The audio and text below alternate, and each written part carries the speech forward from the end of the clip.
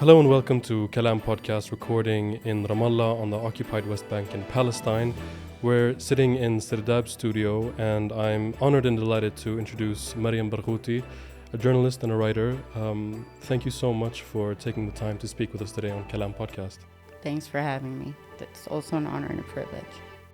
Mariam, for the past 2 years, you've done a lot of reporting on the families of martyrs and on resistance fighters in Nablus and in Jenin. How have these experiences been? I think, they require a moment of silence, right? Yeah, They've been teaching, they really transformed me because as a reporter, you're entrusted with people's stories, yeah, right?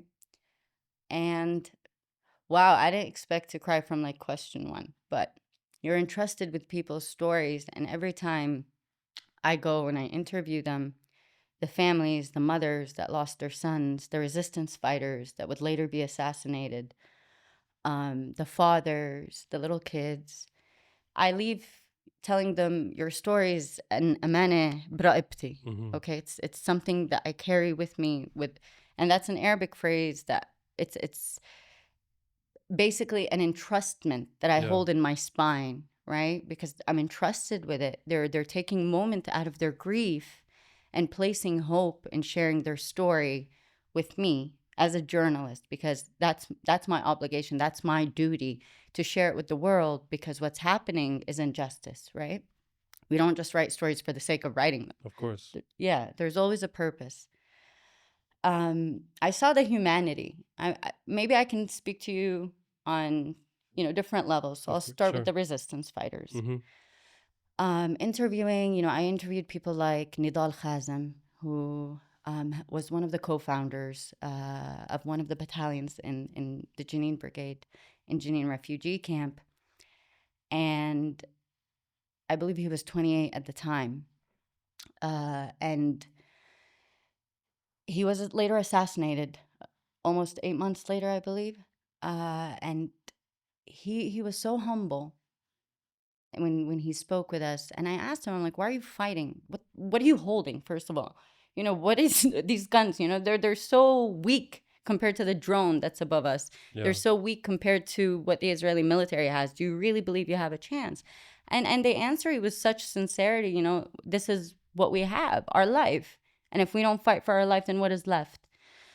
And that really transforms you. You see kind of someone so strong, but at the same time afraid, and at the same time confronting that fear, and at the same time very skeptical, I suppose, of speaking with me as a journalist, or sure. speaking with whoever was with me as well. International journalists would be with Right. me as well.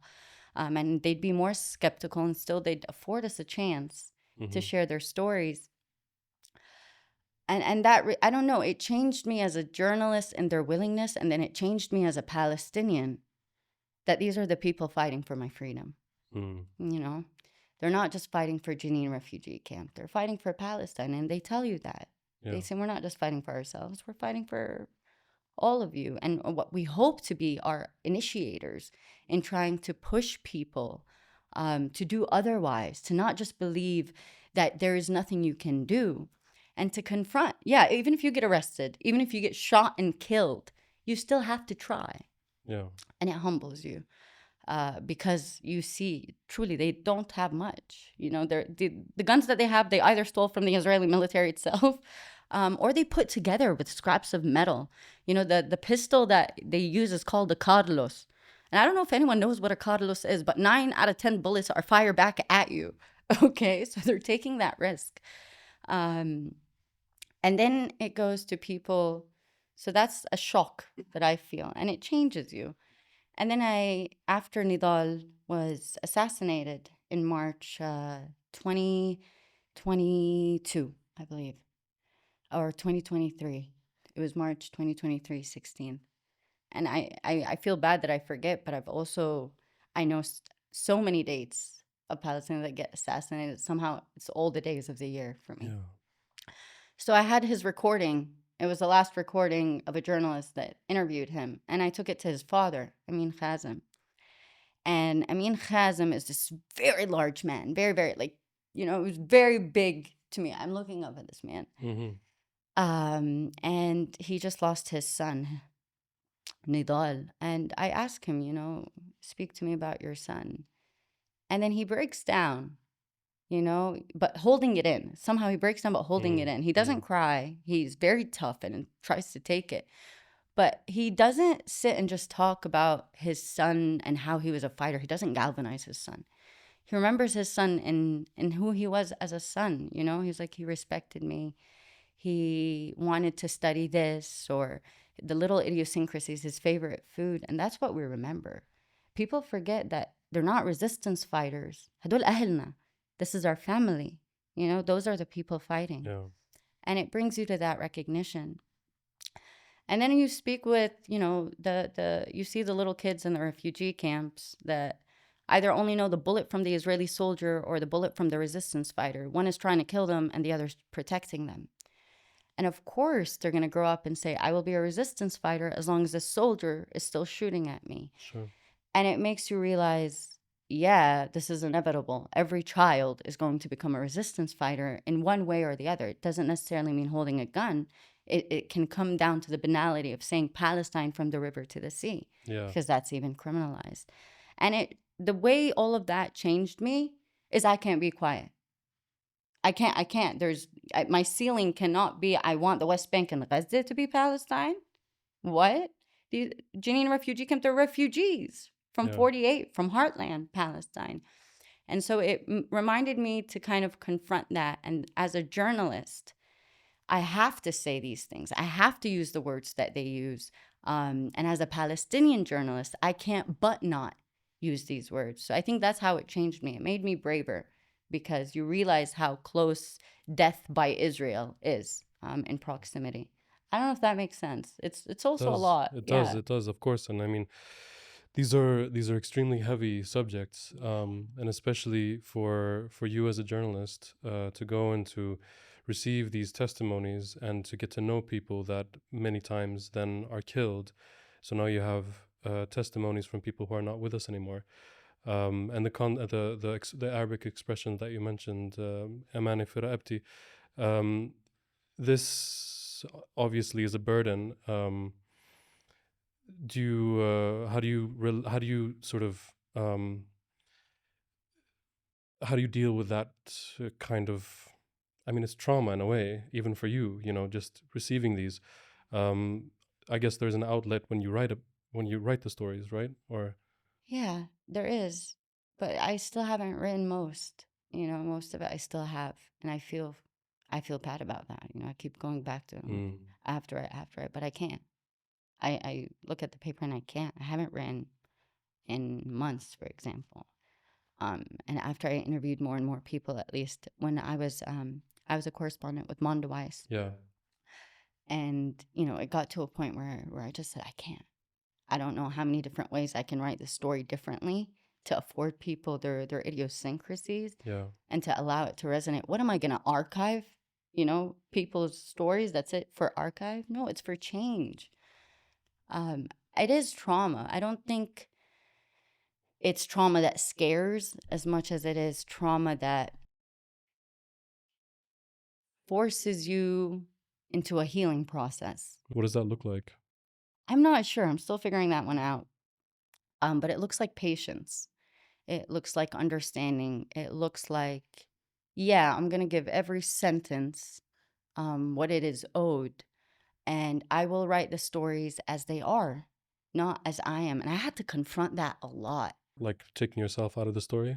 It's not, no, I don't believe I have to take myself out of the story. You're supposed to be, you are part of the story. Yeah. People are sharing things with you because you are who you are. They'll Sure. say different things. I think if you ask the same exact questions that I did, then Of they would to course. me, right? Yeah. But maybe it's more of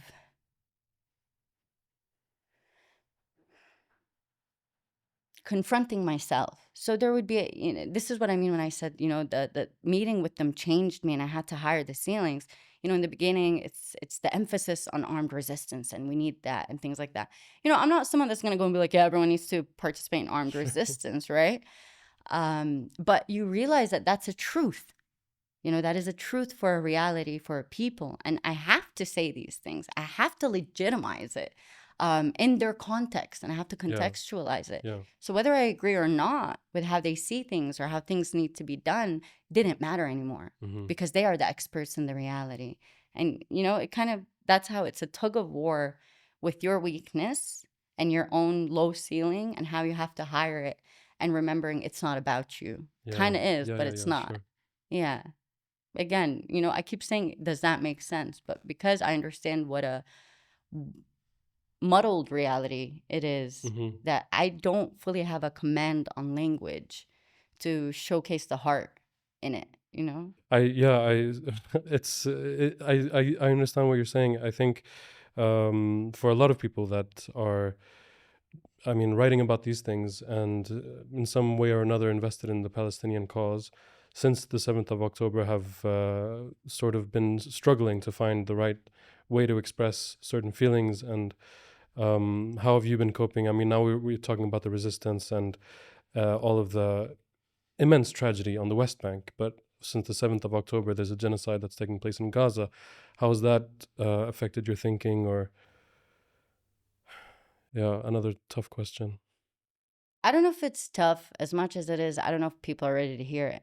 I think October 7th was a necessity. I was so happy when I saw it is broken. I'm like, oh my God, we finally managed to do something. Yeah. Because I am Palestinian. I've been through it. I've been through checkpoints. I was humiliated. I was arrested. I was sent to jail for a week when I was just 20 because one soldier wanted to send me to jail, quite Yeah. literally fabricated charges against me. And then, there is a genocide happening in Gaza, and that wasn't a response of Israel to October 7th. That was always the goal. October 7th was taken as the opportunity to exaggerate kind of Israel's fear, and to be able to perpetuate the crimes that it is perpetuating. And I mean, it has been hard because also in the West Bank, we're reaching lethal rates, unprecedented Yeah. rates of murder against Palestinians by Israel.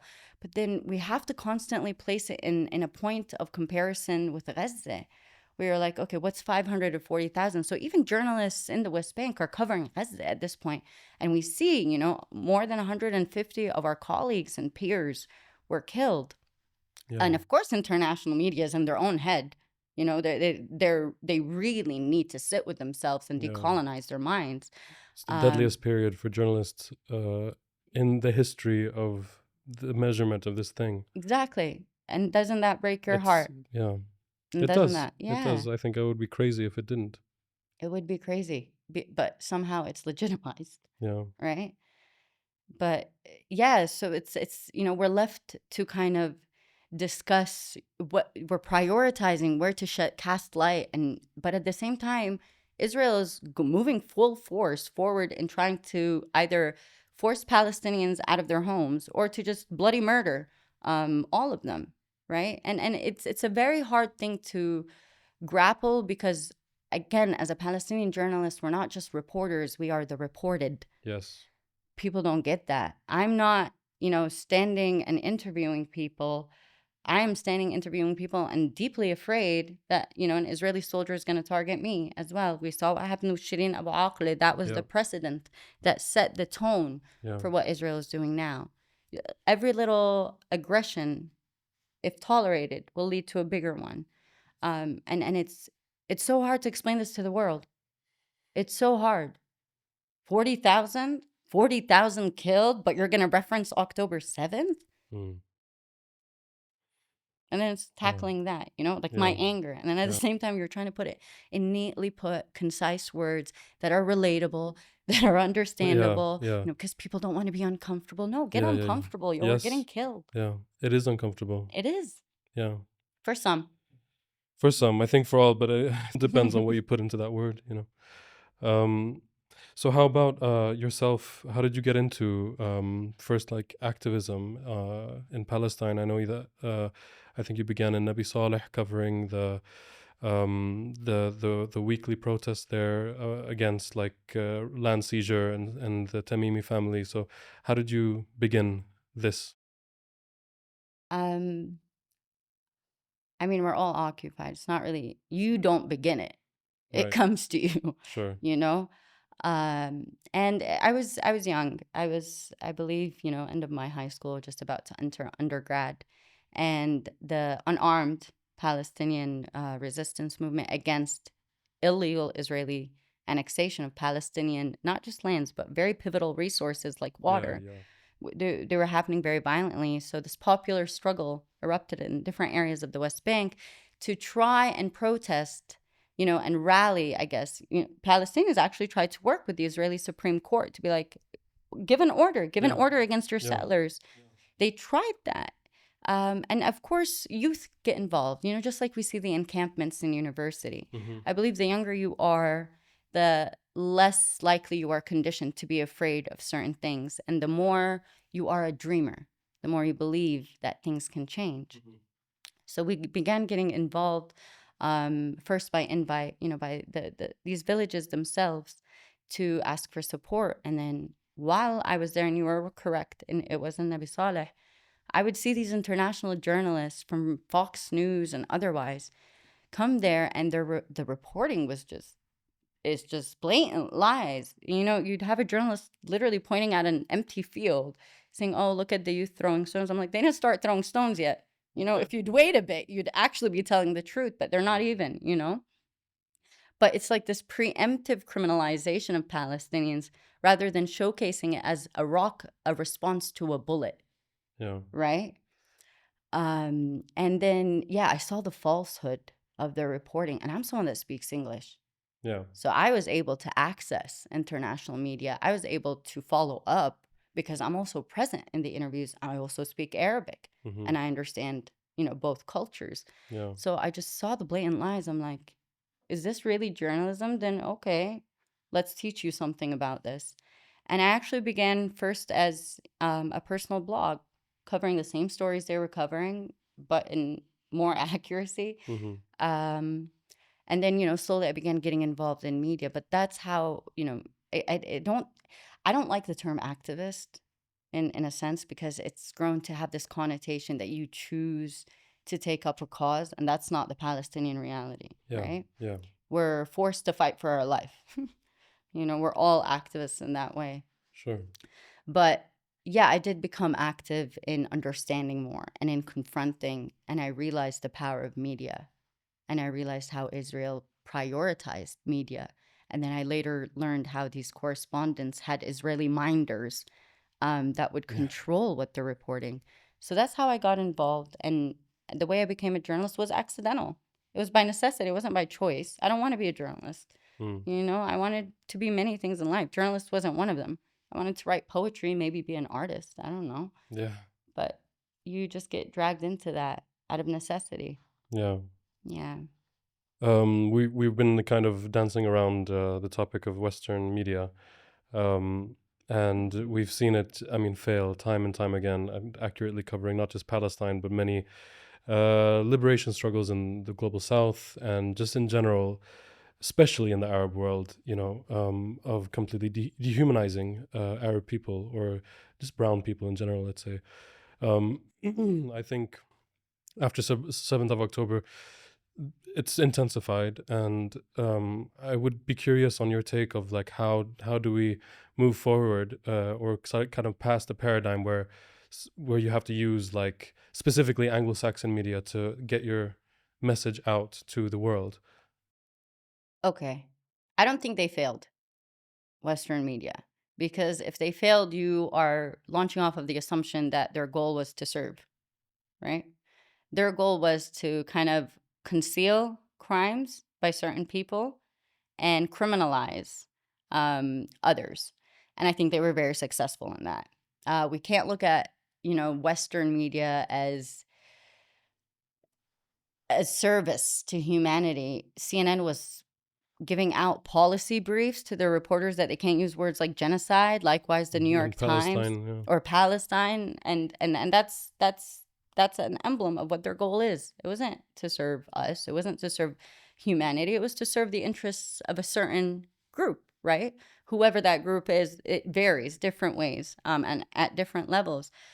But in terms of it's not just failing. I mean, after October 7th, we saw the brutality of it. I mean, the interviews I did, not even this year, just I guess in 2021 during the uprising of Mm-hmm. hope and unity here, it felt like an interrogation by a Shabak agent. Yeah. You know, are you a journalist or do you work for the Israeli Shabak? Why are you asking me these questions that I was literally asked by an Israeli Shabak agent when I was 18? Yeah. You know, and then post October 7th, it was just delusion. It was complete delusion. You can't claim objectivity, you know, and not bring, you can't claim objectivity and then bring me an Israeli military spokesperson as fact.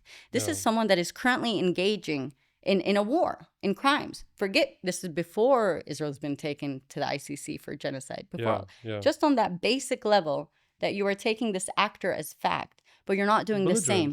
Yeah. It's military, but it's truly just falsehood. Yeah. Bring a Qassam fighter. Yeah. You want a military spokes? Yeah, by all means, bring a Qassam fighter. Mm-hmm. Why aren't you informing people about the speeches from Abu Ubaidah? You keep asking Palestinians, do you condemn Hamas? Do I look like a representative of either what Hamas is doing? And is that even a proper question? Do you condemn the Israeli military that is literally committing genocide? I don't see them ever ask that an Israeli rep. Never. And it shows you that's clandestine and subtle manipulation in media. And what it tries to do, and it's so sinister, they would bring people from Gaza, you know, who probably don't have the strongest grasp on the English language and try to trap them in these questions rather than work with them to actually unearth information. Yes. And that's sick. That's truly a sickness. That's not objectivity. That's not being, we have to be, you know, non-biased. No, that's purely perpetuating a crime, you know? Yeah. Yeah, Western media is just, wow.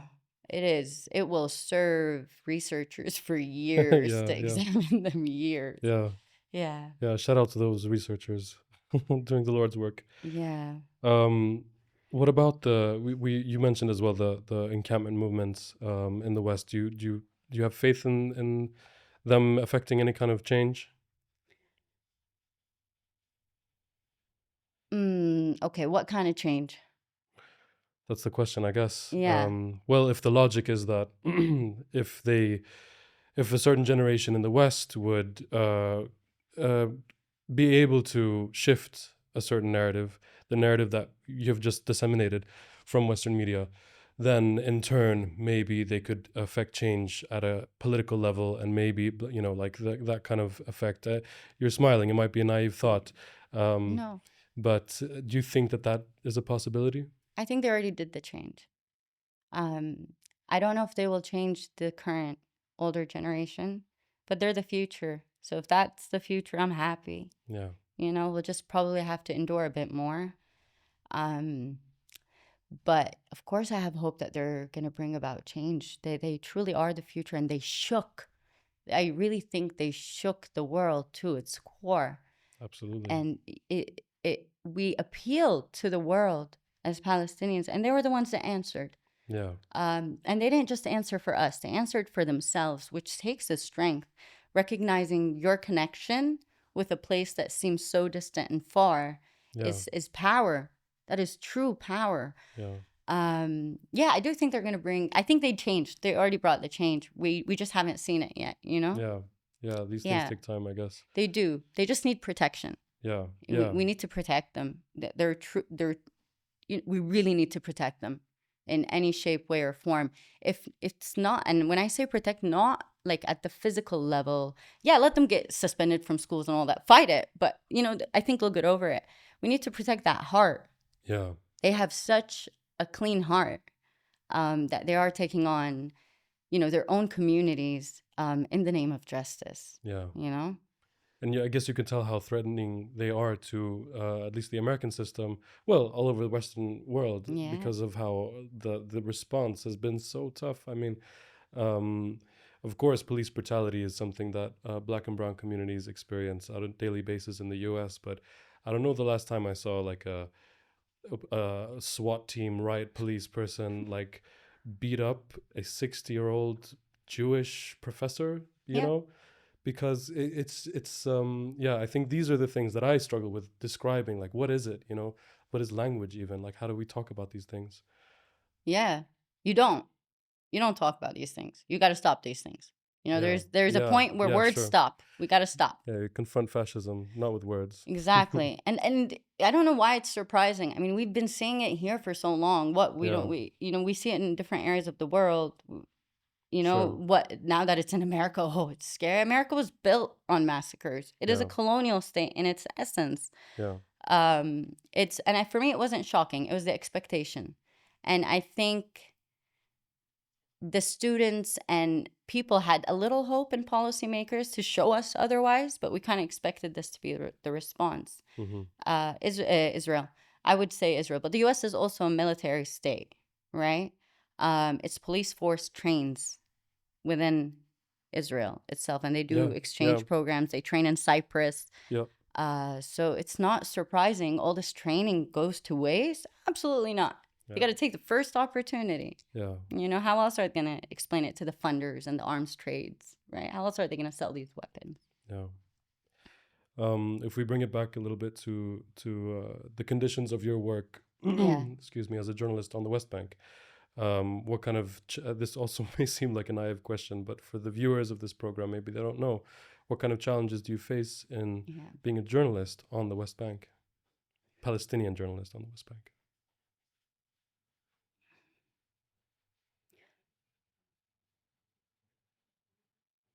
I'm trying to think about which challenge to speak about. Yeah. One is access. It's really hard to move here, right? There's so Mm-hmm. many checkpoints. And this is why I'm so frustrated with international correspondents that come here. I'm like, you can move so freely. Yeah. I can't. I'm confined to my West Bank ID. I Mm-hmm. have to go through 5 checkpoints to get to Jenin. I have to, you know, try and smile in front of the Israeli soldier that is holding a gun against me so I can go do my job. Yeah. The amount of times I drove and you know, we'd have snipers at us and you're quite literally almost killed or the bullets buzzing. And I know nobody's going to care. Nobody's going to care. Who cares I have an international passport, an American one at this? Shireen Abu had She that. did too, yeah. When I was arrested in 2014, did the American government intervene? No, they're like, actually, we can't do anything. This is Israel, you know?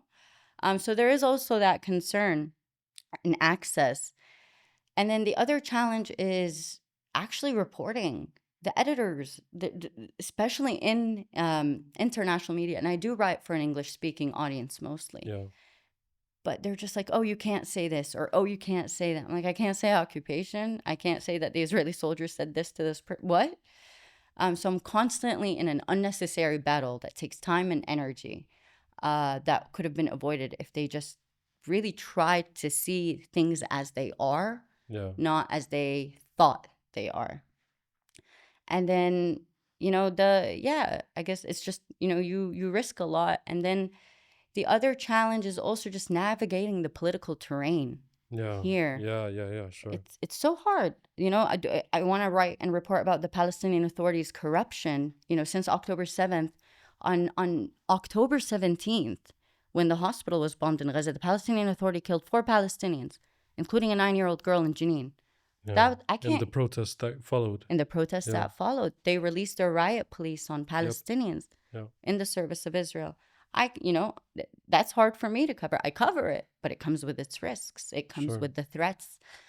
And then, you know, likewise in terms of covering whether Hamas is corrupt or Mhm. if I want to cover, you know, the Qassam brigade's legitimacy in fighting. All of these I have to navigate this political terrain. Yeah. Not just for abroad, but you're constantly navigating, you know, the realities here as they are and trying to interpret it for abroad to understand it, Yeah. to understand what this context It's is. a challenge. It's truly a challenge. It's truly a challenge. Not Mhm. impossible, but exhausting. Mariam Barghouti, I'm so grateful that you took the time to speak with us today Me at too. Kalam Podcast. Thank you so much.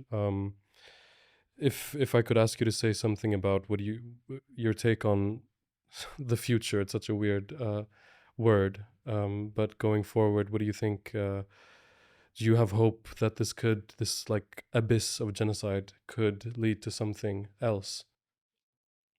It can't but. this Israel cannot exist after this. Even if anyone thought maybe before, this is truly a psychopathic regime. It has zero legitimacy. It has abused Jewish history. It is not without accident that Israeli soldiers are putting the Star of David in every single home. They're abusing it so they maintain this Jewish attachment so that you can't even criticize Israel. Look how manipulative that is. It's really deplorable. It's truly sick. It's a sickness, and it's abuse of a belief, and it's an abuse of a grief and a history there. So it can't but not. Of course, I do have hope.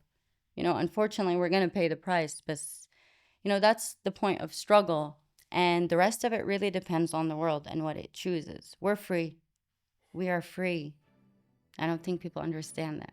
We are so free that we completely rid ourselves of the world. And it is on the world now to decide if it wants to be free or if it wants to continue as it is. Yeah. Mariam Barghouti, thank you so much for being a guest today on Kalam Podcast. Thank you for having me. And thank you for doing this. Yeah. This is where the work should be, Yeah.